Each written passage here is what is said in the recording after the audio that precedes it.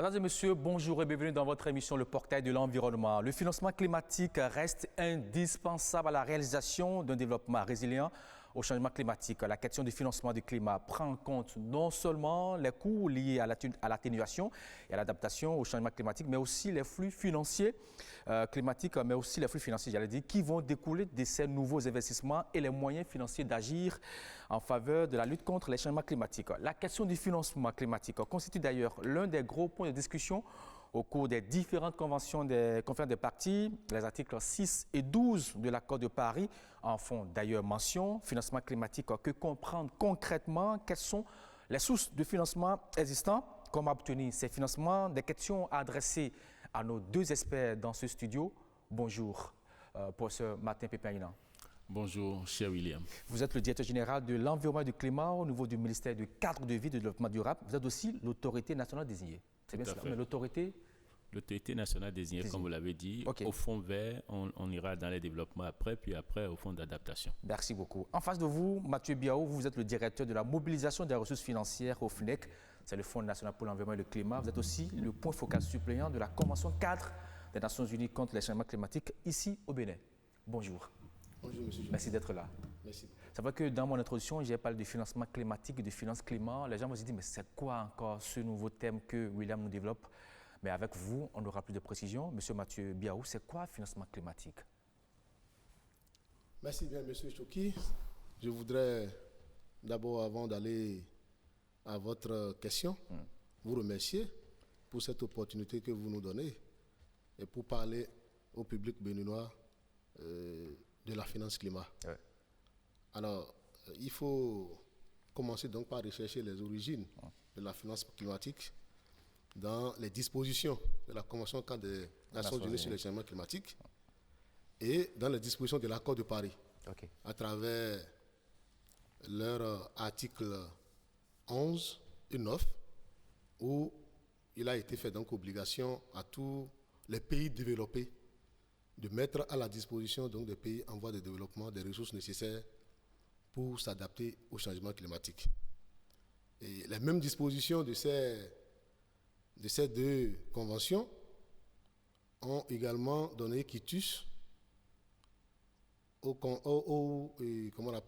à la conférence des parties d'opérationnaliser les décisions qui sont contenues dans les articles 9 et les articles 11. Alors donc c'est à partir de ce moment que beaucoup de tentatives de mise en place des mécanismes financiers ont commencé. Et déjà vers les années 92, à la sortie donc, de la conférence donc, de Rio, il a été mis en place donc, le Fonds pour l'environnement mondial, et qui avait pour objectif à l'époque de financer, le FEM. Je crois créé en 1991. Voilà. Exactement. Donc de financer un certain nombre de conventions, notamment la convention de la génération de Rio.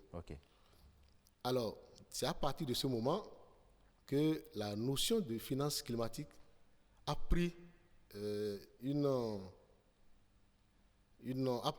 importance capitale. Parce que les premiers projets, les gens ne savaient pas réellement de quoi il s'agit, c'est-à-dire quelles sont les mesures d'adaptation ou quelles sont les actions qu'il faut mettre en place pour atténuer donc les effets des changements climatiques. Et c'est là où la notion d'additionnalité est entrée en jeu. Donc c'est avec la notion d'additionnalité qu'on a compris réellement que la finance climat, c'est tout flux de ressources qui vise à mettre en œuvre les activités qui réduisent les gaz à effet de serre dans l'atmosphère et qui permet également au pays de s'adapter au changement climatique. Alors, M. Mathieu Biaoudja a commencé déjà par même citer quelques sources de financement, en parlant bien sûr du FEM, le Fonds pour l'environnement mondial. Il y a aussi d'autres sources de financement, justement. Bien sûr. Il y a une multitude de sources. Il y a une multitude de sources de financement pour le changement climatique. D'abord, si on veut parler en termes de sources, on parlera donc des sources nationales, c'est-à-dire les institutions qui existent au niveau national et qui financent les activités d'adaptation et d'atténuation au changement climatique. Lorsque vous prenez le cas du Bénin, nous avons notre Fonds national pour l'environnement et le climat. Qu'on appelle communément FNEC. Voilà, qu'on appelle communément FNEC. Ouais. Qui est une institution nationale qui a fait son petit bonhomme de chemin. Parce que depuis 2003, ce fonds a commencé donc par opérer au niveau national en finançant les petits projets. Ouais. Jusqu'à devenir aujourd'hui un grand fonds qui a eu déjà 2 accréditations. Nous allons revenir sur la notion d'accréditation. Ouais. Et pourquoi on parle d'accréditation, on va revenir sur ces détails-là. Alors, après les sources nationales, nous avons les sources bilatérales. Okay. Donc, les sources bilatérales, c'est tout ce qui relève de la coopération avec les pays développés. Okay. Comme par exemple la France, le Danemark, l'Allemagne, le Canada, le Royaume-Uni, etc. Ouais. Et en troisième position, nous avons les sources multilatérales. Okay. Bon, les sources multilatérales sont constituées de 2 types. Vous avez les banques multilatéraux. Okay.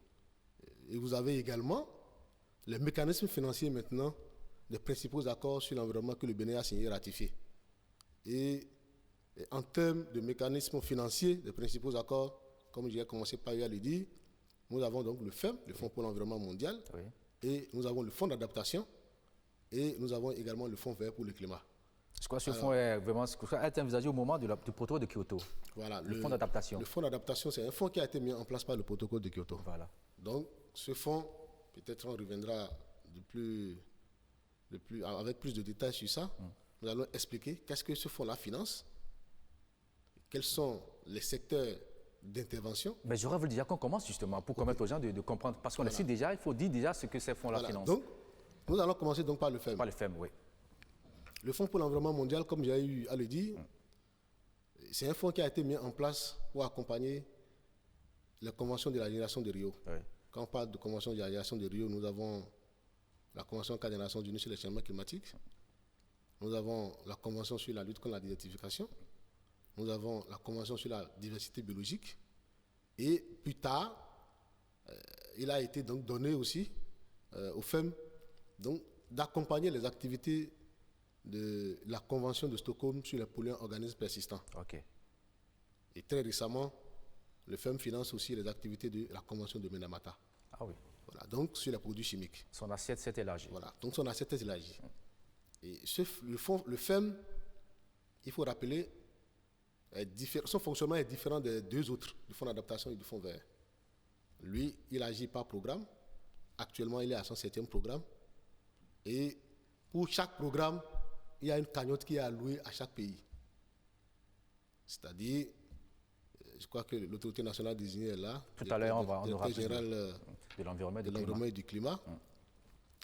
Pour le FEM7, il y a une cagnotte qui est allouée au Bénin. Et cette cagnotte qui est allouée au Bénin doit être répartie sur les activités des conventions que je viens de signer. Elle s'élève à combien cette cagnotte? Parce que c'est ce que les gens veulent savoir surtout. Oui, c'est combien l'argent qu'on a reçu au Bénin? L'argent qui est reçu au Bénin, je crois que ça doit avoisiner les 10 millions de dollars. Hein? Okay. Les 10 millions de dollars. Je n'ai pas vraiment les chiffres en tête. Mais de toutes les façons, le Bénin a un point focal opérationnel FEM, qui est au niveau du ministère du cadre de vie. Et tout individu, toute institution qui veut faire vraiment un projet pour la mise en œuvre des conventions que je viens de citer, peuvent se rapprocher donc de notre DPP, le DPP du ministère du cadre de vie. Le directeur de la programmation de la prospective. C'est lui qui est le point focal opérationnel FEM. Donc, il a toutes les informations sur la cagnotte qui est allouée au Bénin, sur les projets qui sont actuellement en cours donc, de développement dans le cadre donc, du FEM7 et tous les projets également qui sont déjà approuvés. Donc, il est mieux placé donc, pour faire le point sur ces projets-là. Voilà. Donc, ce n'est pas en réalité un fonds compétitif. Le FEM n'est pas un fonds compétitif.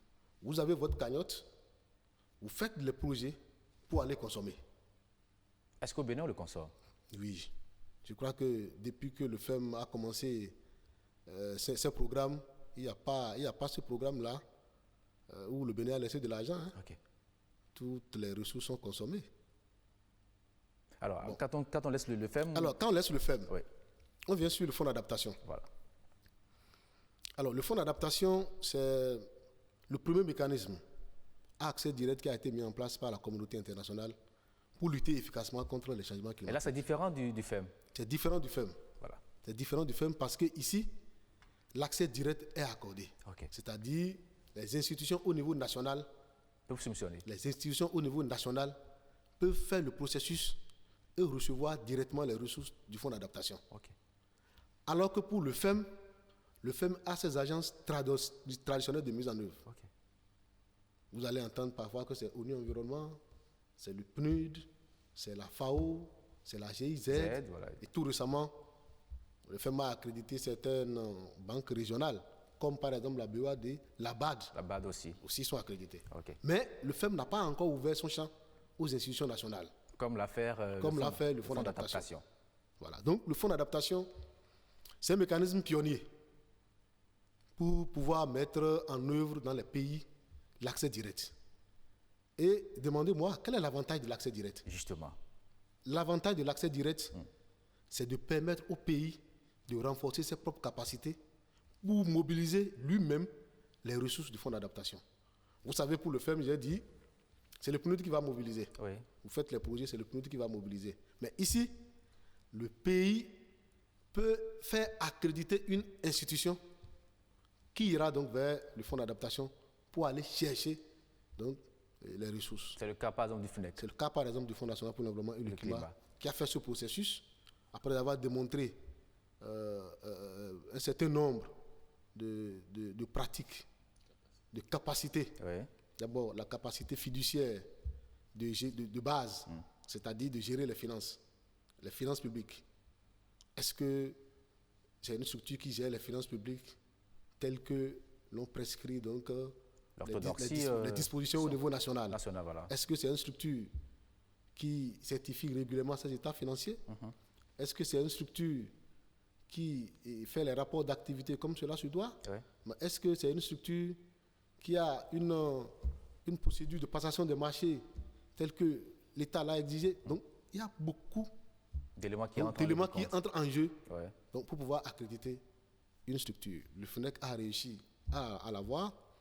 Donc, aujourd'hui, actuellement, je crois que le FNEC est en train donc, de préparer 2 projets, sinon 3, parce qu'il y a un projet qui est déjà, dont la note conceptuelle a été validée. Le full proposal est en cours de formulation. Il y a 2 autres notes conceptuelles qui sont en cours de préparation maintenant pour aller chercher donc les $10 millions. Il faut reconnaître qu'au niveau du fonds d'adaptation, le montant plafonné est $10 millions. Jusqu'à l'heure où je vous parle, le conseil d'administration du fonds d'adaptation n'a pas encore sauté dans ce plafond-là pour permettre au pays d'aller chercher donc plus que ça. Bon, et vous savez pourquoi? Parce que le fonds d'adaptation, c'est un mécanisme qui est issu du protocole de Kyoto. Le protocole de Kyoto n'est pas ratifié donc par tous les partenaires, par tous les pays développés. Oui. Donc, sa santé financière souffre. C'est-à-dire qu'il n'a pas suffisamment... Un peu fragile. Ouais. Donc, on ne peut pas ouvrir donc, le champ d'action. Si le champ d'action est plus large, donc il y aura manque de ressources pour financer les projets que les pays vont soumettre. Okay. Donc, c'est pourquoi, pour l'instant, la cagnotte est plafonnée donc, à $10 millions. Peut-être que demain, après-demain, le conseil d'administration peut décider, la communauté internationale peut décider qu'on saute là-bas des $10 millions et qu'on aille plus. Mais là, il faut que les projets puissent être déposés pour pouvoir consommer cet argent. Justement, il faut que les projets soient déposés et pas n'importe quel projet. Voilà, c'est les ONG. Et pas n'importe quel projet. Les ONG, c'est ça? Ce n'est pas les ONG seules. Okay. Toutes les structures étatiques. La Direction générale de l'environnement et du climat peut déposer un projet. La Direction générale de l'eau peut déposer un projet. Qu'on appelle le ministère de l'Agriculture. Tous les ministères sectoriels. Mais tout ce qui entre en ligne de compte d'adaptation au changement climatique. Voilà. Peut faire un projet d'adaptation au changement climatique et se mettre à ce mécanisme-là. Est-ce que c'est à ce niveau que l'autorité nationale désignée intervient? Voilà. L'autorité nationale désignée, en réalité, c'est le représentant du gouvernement. Je crois que le DG est là. Ouais. Il va prendre la parole par rapport à ça. Ouais. L'autorité nationale désignée, c'est le représentant du gouvernement, comme je viens de le dire. Il est en amont et en aval de tout ce qui se fait par rapport à ce mécanisme. Mais justement, puisqu'on l'a déjà sur le plateau, il va nous dire c'est quoi l'autorité nationale désignée. Au lieu de te laisser parler, professeur Martin Peperina, vous êtes le directeur général de l'environnement et du climat, mais aussi l'autorité nationale désignée. Qu'est-ce que cela voudra dire concrètement?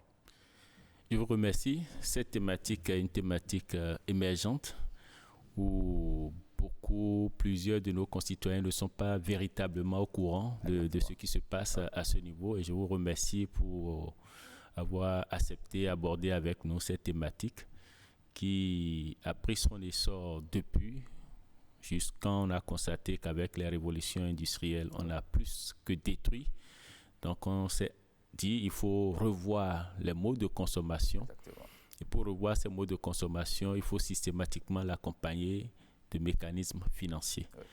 Et comme mon collègue l'a dit tantôt, déjà dans les documents de la Convention cadre des Nations Unies sur les changements climatiques, tout au début, même au niveau de l'article 3, de l'article 4, les pays développés ont déjà pris cet engagement de mettre des ressources financières à la disposition des pays en développement qui subissent plus les affres donc des changements climatiques. Et donc par rapport à ces différents mécanismes, comme nous sommes en train de l'aborder, il y a l'autorité nationale désignée. Mais qui est qui et qui fait quoi? Oui. L'autorité nationale désignée, c'est une entité mise en place par l'État, tous les États partis à la Convention, pour en même temps voir la cohérence entre les projets proposés au niveau donc de ces différents fonds, c'est-à-dire le fonds d'adaptation, le fonds vert pour le climat, et les besoins en termes de développement des pays. Parce que on peut dire le Bénin peut postuler, les gens peuvent aller mobiliser des ressources, mais qui ne vont pas malheureusement participer au développement des pays.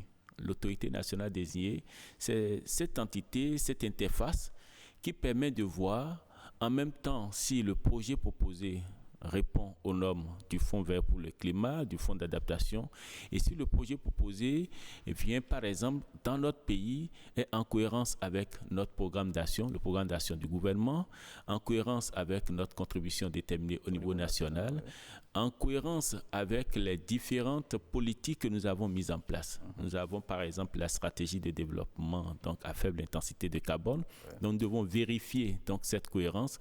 Nous venons avec le Conseil des ministres donc d'hier finaliser donc et puis valider. Le Conseil des ministres a approuvé le document de politique nationale de gestion des changements climatiques. Donc l'autorité nationale désignée doit voir toute cette cohérence avec ces différentes politiques qui existent. L'autre élément, c'est de voir la complémentarité qui existe entre les différents projets. Okay. Étant donné que tous les projets transitent par l'autorité nationale désignée qui doit donner son avis de non-objection avant que le projet ne soit accepté au Fonds vert pour le climat ou au Fonds d'adaptation, systématiquement, donc, c'est en quelque sorte notre mémoire. Donc, pour voir s'il y a une complémentarité avec les différents projets, que ces projets participent réellement au développement, participent réellement à l'atténuation, participent réellement à l'adaptation, donc sur le territoire béninois. Et donc, par rapport à ça, nous avons jugé que l'autorité nationale désignée, au lieu d'être une seule personne avec un suppléant, que ce serait bien d'aller à un conseil de l'autorité nationale désignée. Okay. Le Bénin fait partie des rares pays à avoir fait cet exploit, pour en même temps créer ce conseil de l'autorité nationale désignée. Parce que tenez-vous que le PNUD va solliciter, la FAO, le PNUE, le FNEC qui est accrédité sollicite la même entité et nous n'avons pas de compétences dans tous les domaines, dans le domaine de l'agriculture, dans le domaine de l'énergie, dans le domaine de l'eau, ainsi de suite. Comme nous n'avons pas toutes les compétences à deux, ce n'est pas possible. Le Bénin a décidé de créer le Conseil de l'autorité nationale désignée qui regroupe tous les DPP qui sont au cœur donc, de tout ce qui est politique de développement des différents ministères, qui sont au cœur de tout ce qui est action, projet, programme des différents ministères. Tous ces DPP se retrouvent au niveau du Conseil de l'autorité nationale désignée. Ça permet d'empêcher tout ce qui est chevauchement, de voir des fonds qui sont dilapidés, qui ne participent pas réellement, ou des projets qui n'ont rien à voir avec les lignes directrices tracées donc, par le chef de l'État. Okay. Donc voilà un peu. Donc il y a l'autorité nationale désignée qui est une entité donc qui donne son avis de non-objection sur les différents projets, mais il y a le Conseil de l'autorité nationale désignée qui permet en même temps de voir avec chaque ministère sectoriel qui participe. Parce que quand on parle d'atténuation, on va penser systématiquement au ministère de l'énergie quand on parle d'atténuation, bien que aussi au niveau de l'énergie, il y a le volet aussi adaptation qui revient. On va penser au ministère de l'agriculture pour tout ce qui est adaptation donc de l'agriculture ou la résilience de notre agriculture au changement climatique. Donc, et puis au niveau des ressources en eau, parce que dans tous ces domaines, le Bénin a une certaine vulnérabilité. Et ces vulnérabilités sont connues dans ces différents domaines, que ce soit dans le domaine des transports, que ce soit dans le domaine de l'énergie, des ressources en eau. Ces vulnérabilités sont connues et les DPP étant au cœur peuvent faire ressortir cette vulnérabilité et voir si véritablement le projet soumis par une entité accréditée est en cohérence avec nos besoins réels. Donc voilà le travail que l'autorité... Ce que vous avez déjà fait en tant qu'autorité nationale désignée par rapport à tout ce dont on vient de parler, vous pouvez nous faire un petit bilan de ce qui a été fait déjà là? On peut vous faire un bilan. On ne va pas s'éterniser, on ira rapidement. Oui, je vais vous le faire. Il faut dire que l'autorité nationale désignée a beaucoup travaillé ces derniers temps avec toutes les structures pratiquement accréditées, c'est-à-dire avec la FAO. Nous avons un projet avec la FAO actuellement sur le delta de l'Ouémé. Donc ce projet est pratiquement fin prêt, donc et puis déposé. Actuellement, le Fonds vert pour le climat a voir ses observations. Et qu'est-ce que ce projet corrige au niveau de ce projet, par exemple, d'adaptation au niveau de l'Ouémé, c'est comme le projet d'adaptation basé sur les écosystèmes. Nous voulons que le citoyen lambda de cette zone devienne responsable de tout ce qui est écosystème et protège son écosystème. Donc, nous corrigeons tout ce qui est dégradation au niveau des écosystèmes forestiers, paysagers, agricoles. Donc, nous corrigeons tout cela. Le projet d'adaptation basé sur les écosystèmes que nous avons avec ONU Environnement le fait déjà, c'est un projet de 10 millions de dollars. Le fait déjà. Le projet FAO, c'est un projet de 50 millions de dollars, donc il va s'ajouter. Donc le projet d'adaptation basé sur les écosystèmes avec ONU Environnement part de Dassa, Tchaourou, jusqu'au nord. Donc nous avons 7 communes du nord, alors que le projet donc avec FAO, c'est beaucoup plus sur le delta de l'Ouémé. Donc sur tout ce qui est paysage agroforestier et puis sur les écosystèmes qui ont été très très fragilisés du fait donc des arbres de changement climatique.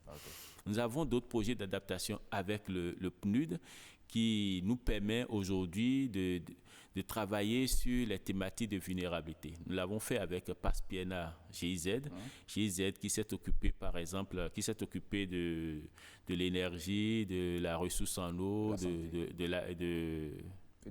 l'agriculture, de la santé.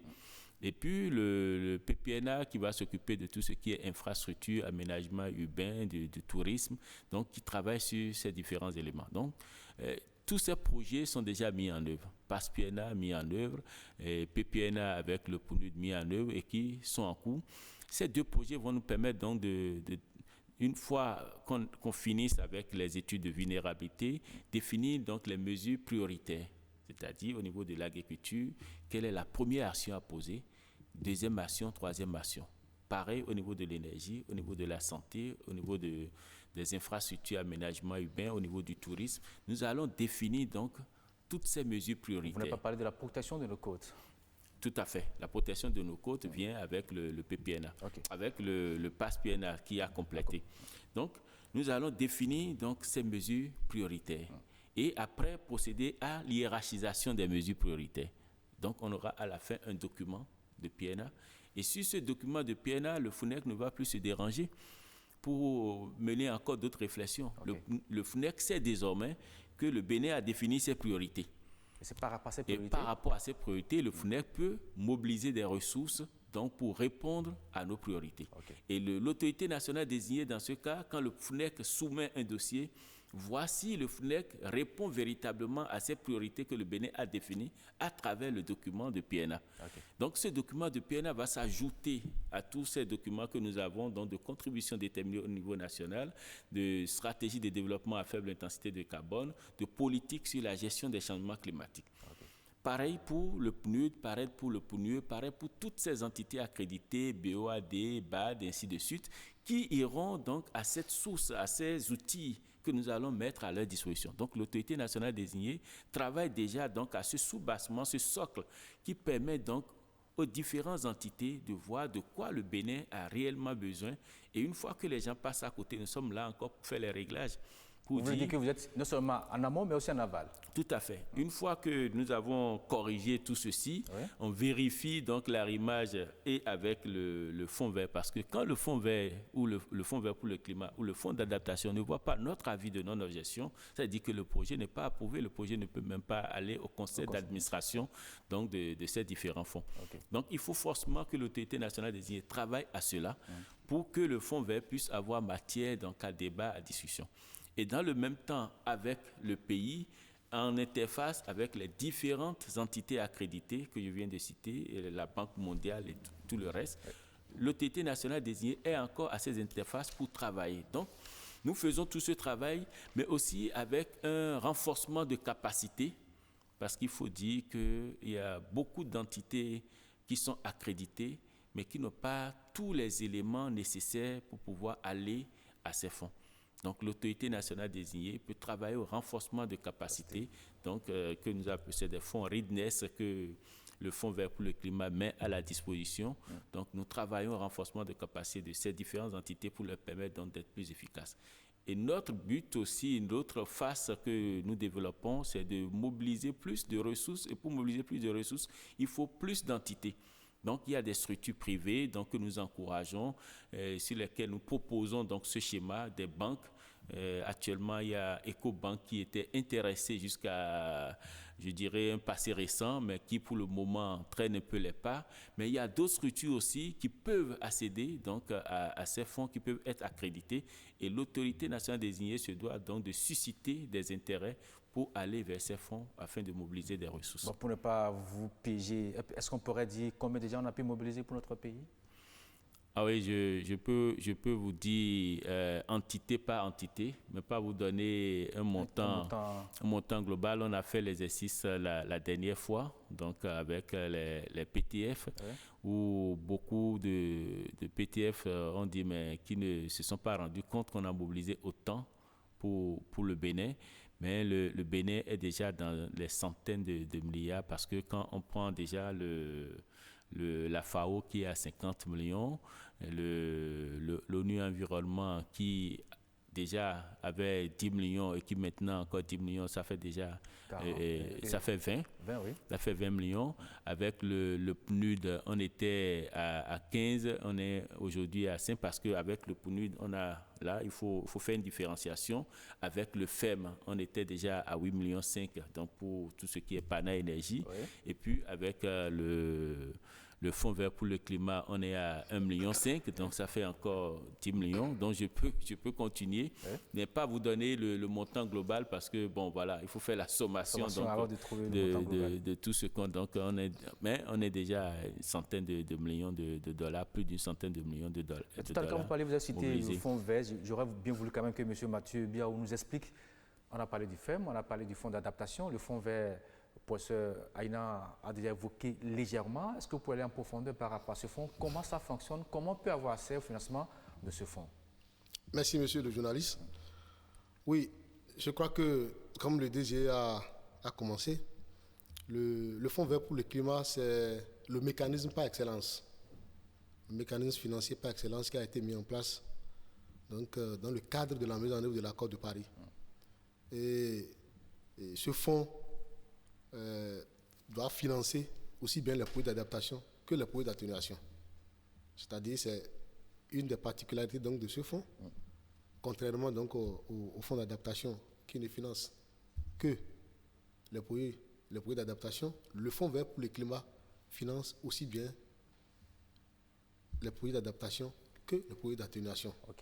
Et dans ces caractéristiques, il s'est donné comme vision de financer, c'est-à-dire quand on prend toute sa cagnotte, que la moitié de sa cagnotte finance les projets d'atténuation et l'autre moitié finance les projets d'adaptation.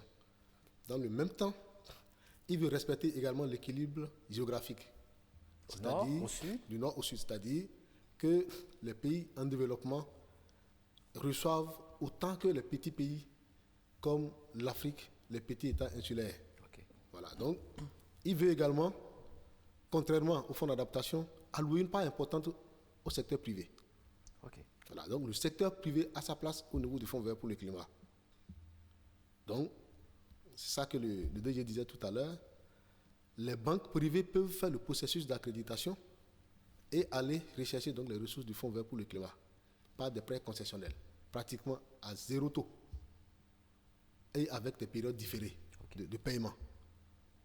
Voilà, donc le Fonds vert pour le climat aussi donne la possibilité donc au pays de faire des programmes de préparation. C'est-à-dire, je donne l'exemple du Fonds national pour l'environnement et le climat qui a été accrédité, mais qui n'a pas toutes les compétences pour, par exemple, élaborer un projet d'adaptation ou d'atténuation bancale. Et pourquoi? Parce que les capacités n'y sont pas. Donc, si vous n'avez pas les capacités, vous pouvez toujours rechercher le financement du Fonds vert. Il y a une cagnotte qui est allouée à ce genre de programme, qu'on appelle le programme de préparation, pour renforcer donc la capacité de l'entité accréditée. Et au niveau national, on l'a fait? Alors, oui, au niveau national, nous avons déjà reçu, je crois, 2 fois de suite, les ressources pour le renforcement des capacités. Il y a un qui est en cours maintenant et que le PNUD met en œuvre. Donc, cette ressource-là, en même temps que ça nous permet donc d'élaborer notre document PNA, mais aussi ça renforce la capacité donc, du Fonds national pour l'environnement et le climat. Parce qu'à un certain moment, on a dit il faut tout faire pour que ce Fonds national pour l'environnement et le climat puisse être capable de mobiliser davantage des ressources au niveau national. Vous savez que les écotasses sont les ressources qu'ils mobilisent, c'est-à-dire les taxes qui sont perçues sur les produits qui polluent l'environnement. Ouais. Alors, aujourd'hui, il y a de multitudes de produits qui existent et qui ne sont pas taxés. Alors, donc, l'actuel programme de préparation que le PNUD met en œuvre a fait une étude pour identifier donc, tous ces produits-là qui sont en rade. Donc, dès que ce rapport-là sera disponible maintenant, les dispositions seront prises, les plaidoyers seront faits à l'endroit donc, des honorables députés, à l'endroit du gouvernement, pour que quelques-uns de ces produits puissent intégrer l'assiette des écotasses, ou élargir donc l'assiette des écotasses et avoir suffisamment donc, d'argent. Parce qu'il faut d'abord, c'est vrai, les mécanismes existent, mais quand on va avancer, vous allez voir que ces mécanismes qui existent ont également des contraintes. Ils ont des contraintes. Il y a de sérieuses difficultés. Justement, parlant de contraintes, c'est vrai que quand on parle du financement, il y a beaucoup qui nous suivent. Par exemple, un paysan qui est dans son champ, il va dire, mais attends, écoutez, est-ce que moi, par exemple, dans mon champ, dans mon village, je ne sais pas, je prends une localité Pam-Pam dans le département de la Takora, je pourrais bénéficier de ces financements. Comment est-ce que je m'y prends? Voilà. C'est simple. D'abord, pour avoir les ressources du Fonds vert, il faut faire un projet. Et il faut passer par une entité accréditée. Par le FNEC, pour le cas du Bénin. Pour le cas du Bénin, il faut passer par le FNEC. Voilà. Et le FNEC aussi a des limites. Si moi je suis une structure, la Direction générale de l'environnement et du climat, j'ai un projet sur la protection du littoral qui va coûter plus de 10 millions de dollars, peut-être 20-30 millions de dollars. Le FNEC ne peut plus porter ce projet. Parce que le plafond chez vous, c'est 10 000. Le FNEC est accrédité pour les micro-projets. OK. Voilà. Et le plafond, le combien? Pour les micro-projets. Et le plafond, là, c'est 10 millions de dollars. Bon. Rappelons que le Fonds vert pour le climat a 4 types de projets. Il y a ce qu'ils appellent les projets micro, c'est-à-dire la cagnotte, c'est 10 millions de dollars. Il y a les projets de petite taille, dont le montant est compris entre 10 millions et 50 millions. Il y a les projets de taille moyenne, dont le montant est compris entre 50 millions et 250 millions de dollars. Et les projets de grande taille, qui sont les projets dont le montant sont au-dessus des 250 millions de dollars. Mais dans tout ce que vous avez cité là, mais je ne retrouve pas encore le paysan de nos villages. Voilà. Donc, si le paysan a un projet, il se rapproche du Fonds national pour l'environnement et le climat ou de l'autorité nationale désignée. Ou normalement de l'autorité nationale désignée. Moi, j'ai telle thématique que je veux développer pour soumettre au Fonds vert pour le climat. L'autorité nationale désignée lui dit, bon, ok, ton projet s'inscrit dans les priorités du gouvernement. Donc, il va rechercher dans ses archives pour voir si le projet s'inscrit dans les priorités du gouvernement et les priorités également qui sont incluses dans le programme pays avec le Fonds vert pour le climat. Peut-être que L'AND a refusé de le dire. Lorsque vous voulez travailler donc avec le Fonds vert pour le climat, vous devez avoir un programme pays. Ce programme pays-là, c'est un document qui contient toutes les initiatives prioritaires du pays que vous voulez soumettre au Fonds vert pour le climat. Et là, c'est là... Tout le monde n'a pas connaissance de cette... Oui, et c'est là que chaque entité accréditée normalement vient puiser des initiatives pour faire lui-même son programme d'entité avec le Fonds vert pour le climat. Donc c'est d'abord le programme pays qui trace, qui donne les directives que veut le pays. Et maintenant, chaque entité, que ce soit entité nationale, que ce soit entité régionale, que ce soit entité multilatérale, viennent maintenant s'approprier donc de ce programme pays, tirer les initiatives. Par exemple, si le FNEC veut tirer les initiatives, il cherchera à tirer les initiatives dont, quand il va développer, le coût ne va pas dépasser les 10 millions de dollars. Bon, à moins qu'il trouve le cofinancement ailleurs. Voilà. Donc l'AND va s'assurer que l'idée de projet donc, du paysan fait partie donc, des priorités au niveau national. Après ça, maintenant, il peut lui dire, va voir telle ou telle entité qui peut t'aider maintenant à faire ton projet. C'est comme ça que ça fonctionne. Le paysan ne peut pas se lever. Il n'y a pas d'indépendance pour dire que voilà, le paysan ne peut pas se lever pour dire, je fais un projet, j'envoie. Non, c'est pas possible. Puisque lorsque le projet sera développé, il faut aussi que l'AND endosse. C'est-à-dire, je suppose qu'il a fait tout le cursus. Il est allé voir l'AND. On lui a conseillé une entité accréditée. Il a travaillé avec l'entité accréditée. Le projet, la proposition de financement est prête. Si l'entité accréditée envoie sans la lettre de non-objection, le projet ne sera pas considéré par le Fonds vert. Donc c'est encadré. Parce que, et vous savez pourquoi? Non. Parce que ces ressources-là sont les ressources des pays.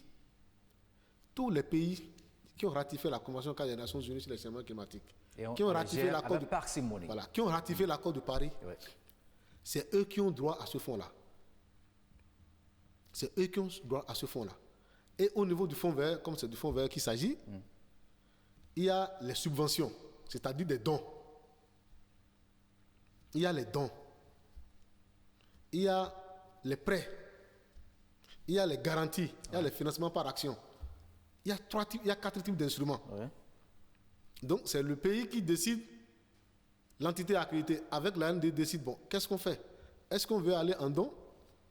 Bon, mais pour les structures comme le FNEC, ce n'est pas des dons, c'est des subventions, nous cherchons. Donc, c'est des dons. Donc, si on demande 10 millions de dollars sur le fonds vert et qu'on a eu, c'est du don. Donc, ce n'est pas à rembourser. Voilà, parce que, vous savez, comment on appelle, ce débat-là a été fait pendant longtemps lors des conférences de partis, où les pays africains disent non, nous on ne va pas s'endetter pour pouvoir s'adapter parce qu'on n'est pas responsable de la pollution. On n'est pas responsable des changements climatiques. Bon, donc, il faut que les pays développés prennent leurs responsabilités parce que c'est eux qui polluent. Donc, nous on ne va pas faire de prêts pour s'adapter. Vous mettez à notre disposition des moyens. Vous mettez à notre disposition des moyens. Bon, mais je crois que ce concept-là a évolué aujourd'hui. Et avec le Fonds vert pour le climat, ils ont, comment on appelle, allégé un peu donc, la tâche aux pays en voie de développement à travers les prêts concessionnels. Voilà. Donc, le Fonds vert, de façon résumée, pour aller vers le Fonds vert, il faut avoir effectivement un projet bien élaboré et qui doit être soumis par une entité accréditée après endossement de l'AND. Mais c'est vrai que vous le dites aussi facilement, mais c'est un long processus. Quand vous vous rapprochez des ONG, ils vous disent, mais attends, même pour aller trouver des financements au niveau des FNEC, c'est un processus très difficile. Cela voudrait dire que c'est différent des projets de développement que nous avons au niveau des institutions financières, même des pays. C'est différent, c'est deux choses différentes. Oui, en réalité, c'est deux choses différentes. Mais ce n'est pas aussi compliqué comme vous êtes en train de le faire croire à nos auditeurs. C'est ce que les gens disent, c'est pas moi qui le dis. Je vous dis, si vous êtes paysan ou vous êtes une ONG et que vous voulez soumettre un projet au Fonds vert pour le climat, ce qu'il faut, premièrement, c'est l'idée de projet que vous avez. Ce n'est pas difficile. Vous connaissez votre milieu, vous savez ce qu'il faut pour vous adapter. Après l'idée de projet que vous partagez avec l'autorité nationale désignée, qui vous dit dans tel domaine, voilà en réalité les besoins. Ça vous permet de corriger votre idée de projet. Ce n'est pas encore difficile. Une fois que l'idée de projet est corrigée, il vous faut écrire toujours sous le couvert avec l'autorité nationale désignée la note conceptuelle. On ne vous demande pas encore d'écrire tout le projet. Parce qu'un paysan, pour écrire tout le projet, ce n'est pas évident. Justement, c'est ce que je viens de dire. Est-ce que vous avez demandé à un paysan d'écrire une note conceptuelle, voilà. Mais il faut se dire, bah, attends, qu'est-ce qu'on me demande? Il faut écrire la note conceptuelle. Et avec la note conceptuelle, jusque-là, vous avez l'appui de l'AND. Ah, d'accord, pour vous aider à écrire cette note conceptuelle. Ça dépend maintenant. Si c'est un projet d'envergure de 10 millions, comme mon collègue est en train de le dire, oui. Le FNEC peut vous appuyer. Le FNEC a des capacités et continue un renforcement de capacités à son niveau. Et c'est gratuit, cette rédaction de la note conceptuelle? C'est gratuit? C'est gratuit. On n'a jamais demandé à qui que ce soit de payer pour qu'on l'aide à avancer sur la note conceptuelle. Bien au contraire, nous mobilisons les ressources pour le faire. C'est-à-dire, quand vous arrivez, tout à l'heure, bon, c'est pas forcément conseiller, parce que conseiller, on peut orienter des choses. On peut orienter vers une entité comme vers une autre entité, et il peut y avoir des conflits d'intérêts. C'est pas conseiller. Nous présentons les profils des différentes entités. Moi, je peux présenter le profil du FNEC, le profil du PNUD, de la FAO, ainsi de suite, parce que c'est des entités qui ont des expériences derrière, qui ont des acquis et qui ont capitalisé sur un certain nombre de projets. Donc, on peut dire, mais si c'est agriculture, vous pouvez aller vers telle entité parce qu'ils ont déjà développé des compétences dans ce domaine.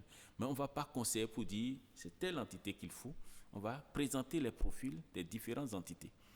Et c'est le paysan ou l'organisation non gouvernementale ou l'ANDA qui vient, qui voit à travers ces différents profils, je serai bien si je vais au niveau du FNEC, au niveau du PNUD, au niveau de la FAO, de la Banque mondiale, de la BOAD, ainsi de suite.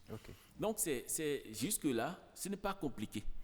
Là où ça devient compliqué, c'est quand l'entité prend en charge de développer ce projet que le paysan a mis à sa disposition, c'est là où ça devient compliqué. Et pourquoi? Et c'est l'entité qui prend en charge les coûts, les frais, parce qu'il faut recruter des consultants, il faut mobiliser des données, il faut aller sur le terrain. Le paysan ne peut pas me dire quel est le stock de carbone dans son champ et est-ce qu'il faut faire de l'amendement organique. Il le sait par expérience, par certains éléments, mais il ne peut pas documenter, il ne peut pas mettre à l'échelle.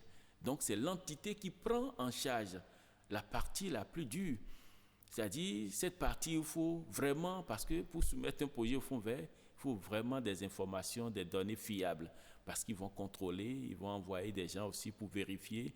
Ils iront donc aujourd'hui avec l'Internet, tout est à nu pratiquement, donc ils vont vérifier certaines informations pour voir la cohérence qu'il y a dans vos informations.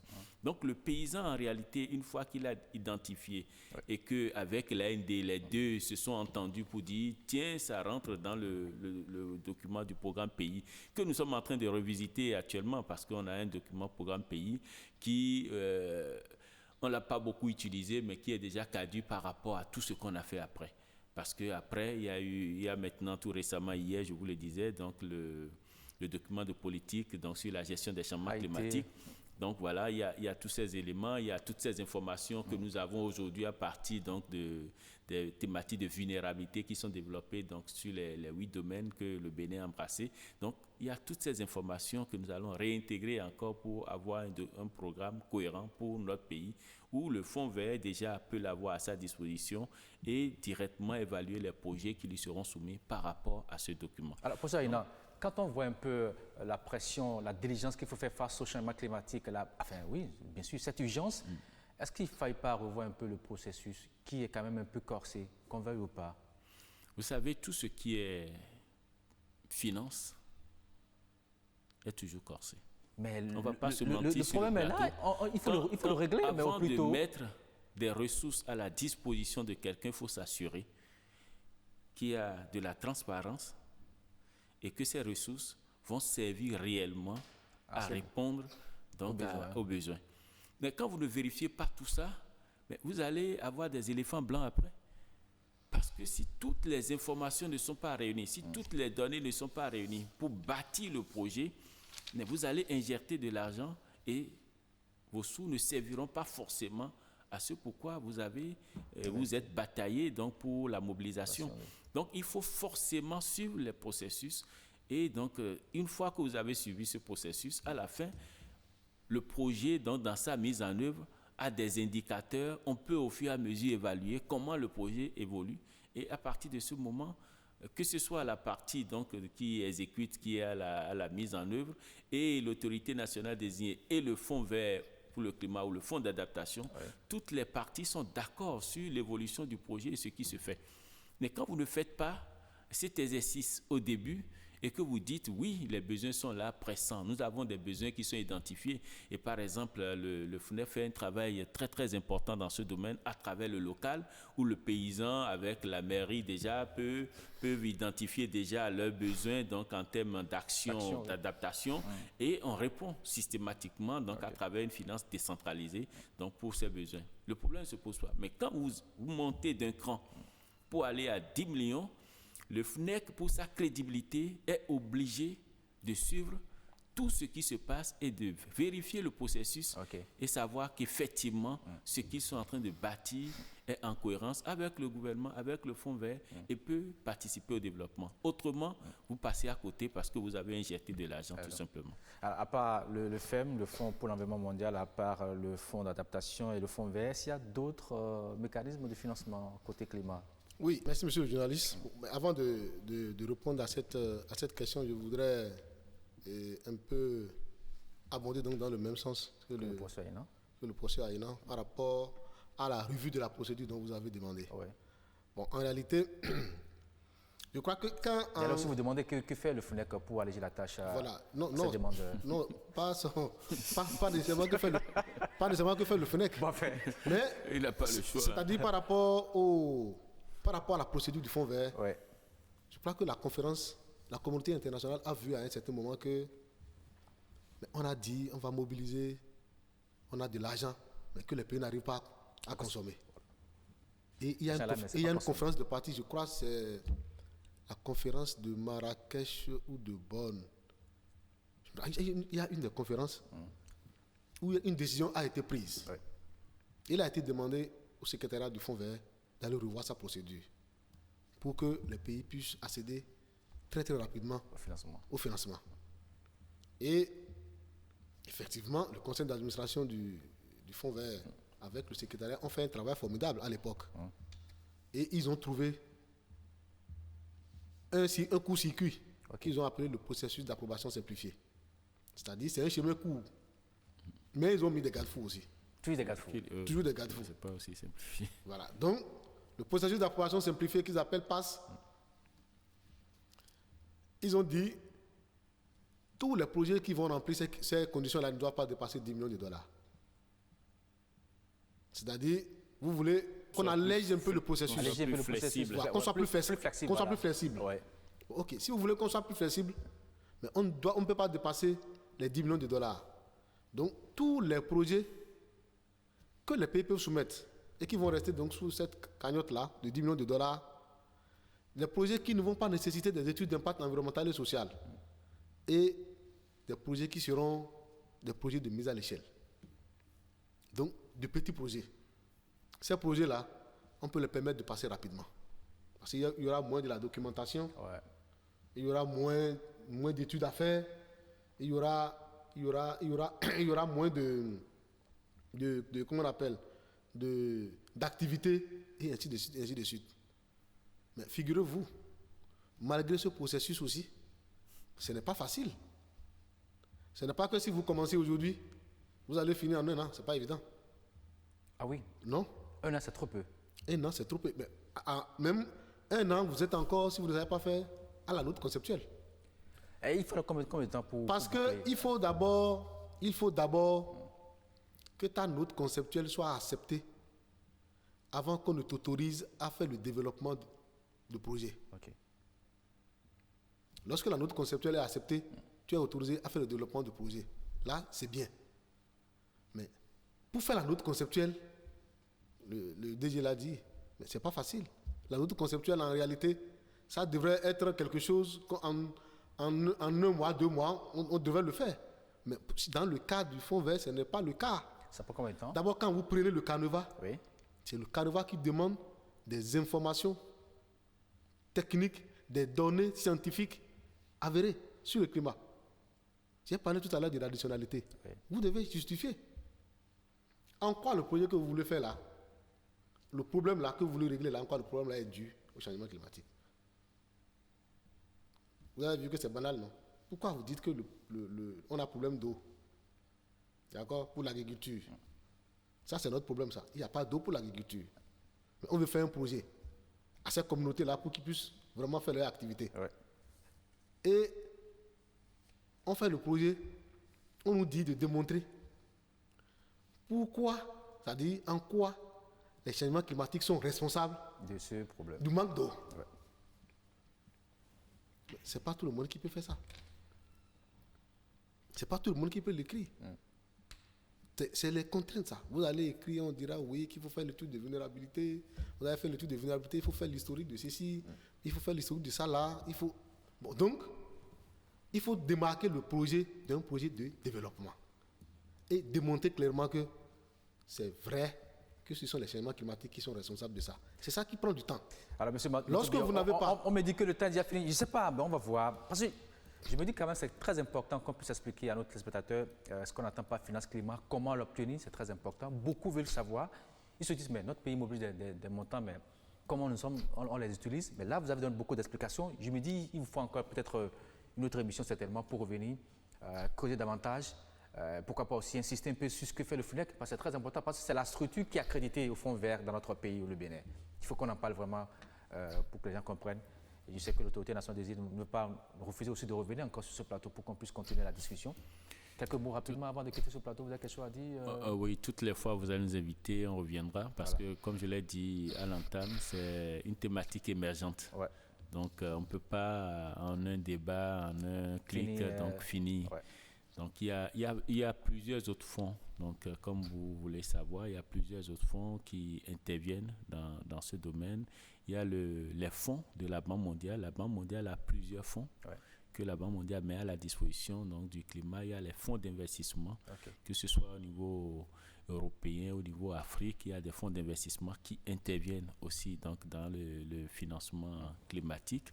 Il y a plusieurs autres banques comme la BOAD aussi qui désormais a commencé par développer des fonds donc, pour tout ce qui concerne le Sahel et autres. Donc il y a des fonds qui sont mis en place. Et je voudrais rassurer nos auditeurs, les téléspectateurs, pour leur dire ce qui est important, c'est de se rapprocher de l'autorité nationale désignée pour avoir toute la liste des entités accréditées. Et s'ils sont intéressés donc, par des projets il vient le ministère du cadre de vie, vous voulez dire? Ministère du cadre de vie. Voilà. Des projets micro, c'est vite se rapprocher du Fonds national pour l'environnement et le climat et on peut les aider. On peut leur dire voilà, les différentes étapes, ils auront au moins le Caneva, ils auront au moins tout ce qu'il faut en termes de documentation pour pouvoir élaborer leur projet. L'appel que je peux lancer, c'est aux structures privées, les banques privées, leur dire que l'AND, au niveau du ministère du cadre de vie, les attend parce que les orientations du chef de l'État, c'est de mobiliser plus de ressources au niveau climatique pour faire face aux effets néfastes des changements climatiques.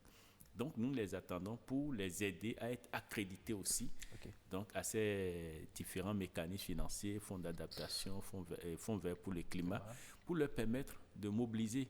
Plus nous avons d'entités accréditées au niveau national, privé ou public, plus nous mobilisons des ressources et nous diversifions aussi nos profils. Chacun va développer son profil et va se spécialiser dans un domaine donné. Merci. Merci beaucoup, professeur Aignan Pépin. Oui, Mathieu, bien rapidement, quelques secondes. Oui, je crois qu'à mon tour, je voudrais insister sur le renforcement des capacités. OK. Parce que le temps ne nous a pas vraiment permis d'aller on aura l'occasion sur les critères d'investissement. D'aller plus en profondeur, ne vous en faites pas. Les critères d'investissement du Fonds vert pour le climat. Parce que c'est très important. Les ressources existent, elles sont disponibles, mais il faut faire des projets. Et je crois que c'est à ça que le FONEC s'attelle en ce moment. Pour la période de 5 ans de notre accréditation, nous voulons faire vraiment un effort pour décrocher, pourquoi pas, 5 projets, donc avec le Fonds vert pour le climat. Je crois qu'actuellement, le FONEC travaille dans ce sens. Nous avons déjà 3 projets, 3 autres conceptuels dans notre portefeuille que nous développons donc avec les partenaires techniques et financiers, à savoir l'UNCDF pour la génération de local au niveau national. Ouais. Nous travaillons sur 2 autres projets, un dans le secteur de la santé et le second sur le secteur de l'agriculture, avec l'appui technique et financier du PASPNA. Et je crois que d'ici à là, et le mécanisme mondial aussi qui participe au renforcement des capacités pour que ces projets-là puissent être devenus une réalité. Alors, donc, la finance climat, comme l'a dit le DG, ce n'est pas compliqué. C'est aussi un peu compliqué. C'est compliqué, ce n'est pas compliqué. Lorsque la volonté y est, on peut arriver. Okay. Ce n'est pas l'affaire de tous, l'affaire de quelqu'un. Ce n'est même pas l'affaire du FONEC seul. Le FONEC a besoin donc de travailler avec un certain nombre d'expertises. Parce que si on avait le temps d'examiner donc les critères d'investissement, vous allez voir qu'un homme sur cette terre ne peut pas avoir toutes les compétences pour dire seul je vais élaborer un projet au Fonds vert pour le climat. C'est une équipe pluridisciplinaire qui peut faire ce travail. Et justement, parlant de compétences, vous êtes l'une des rares personnes qui maîtrisent, bien sûr, quand on parle de finance climat. Je me dis aussi qu'il faut qu'on forme beaucoup de gens aussi comme vous qui pourront expliquer, aussi aider ceux-là qui veulent avoir ces financements à venir vers vous pour se faire former. Parce qu'il y a un manque dans notre pays, il faut le reconnaître. Justement. Voilà, il y a un manque. Je crois que, comme je l'ai dit, on aura d'autres créneaux quand même pour en parler davantage. Finance climat, on n'a pas pu quand même éplucher toutes les questions en 52 minutes. On aura un autre créneau pour bien sûr aller sur cette question. Ce sera tout pour cette émission. Merci à vous, Mathieu Biaou. Vous êtes directeur de la mobilisation des ressources financières au FONEC. Merci à vous, professeur Martin Pépé Aïna, directeur général de l'environnement et du climat, et aussi l'autorité désignée nationale. Merci beaucoup à vous. Autorité nationale désignée. Autorité nationale désignée. Et bonsoir. Merci.